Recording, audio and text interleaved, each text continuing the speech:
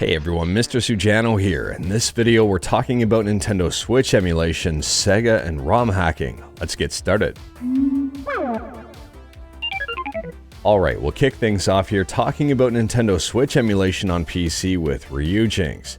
If you've got an AMD graphics card, well, you're gonna like this update. So Ryujinx was just updated to version 1.1.226. If you've got an AMD graphics card, Xenoblade Chronicles 3 now boots. And interestingly enough here, even on Yuzu, Xenoblade Chronicles 3 with AMD GPUs is posing a bit of an issue, so it's nice to see some progress. And speaking about progress, next up here we're talking about Nintendo Switch emulation on Android with Skyline.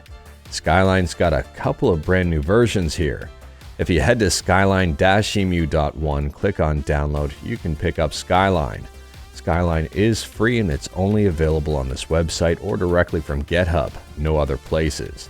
Version 13.14 was just released. So if you are using Skyline, I do recommend going ahead and picking up the latest version and checking it out. Now to me, this is absolutely nuts.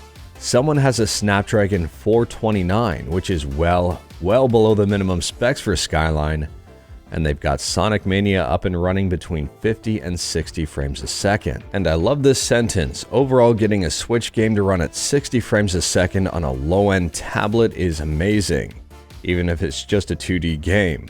It shows that people with low-end devices can still get something out of Skyline. Keep it up, devs. Now, in addition to all of that, there's a brand new fork of Skyline. Yes, a fork of Skyline, and it's designed for ARM64 devices, for example, a Mac with an M2 chip. This is pretty big news in my opinion. This fork was created by Shutterbug 2000, and it has the full blessing of the Skyline developers. But there are a couple of things you need to know. Shutterbug 2000, the person who forked this, says this build is currently super hacky and likely won't be ready for a while yet.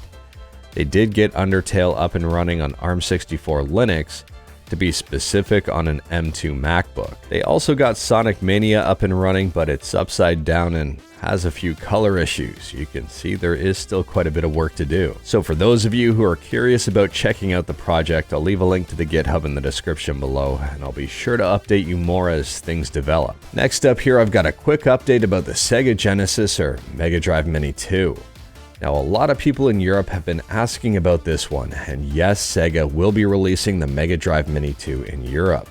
It's not available for pre-order yet as far as I know, and as far as I know here, it's going to open up for pre-order sometime in September.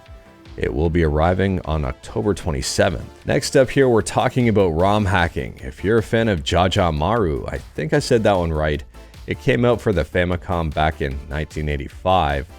Well, it's being released on the Switch and PS4 in a collection in physical format. And interestingly enough, very popular ROM hacker and colorizer Toruzz, who is very well known for Super Mario Land DX, actually worked on this project.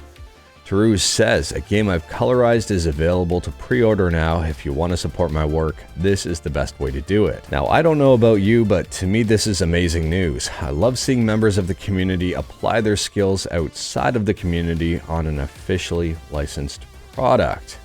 Crazy. But anyways, that is all I've got for you in this one. Straight to the point, all stuff and no fluff. Let me know your thoughts on anything we talked about today in the comments below. If you like this video, leave a like. If you didn't like this video, leave a like.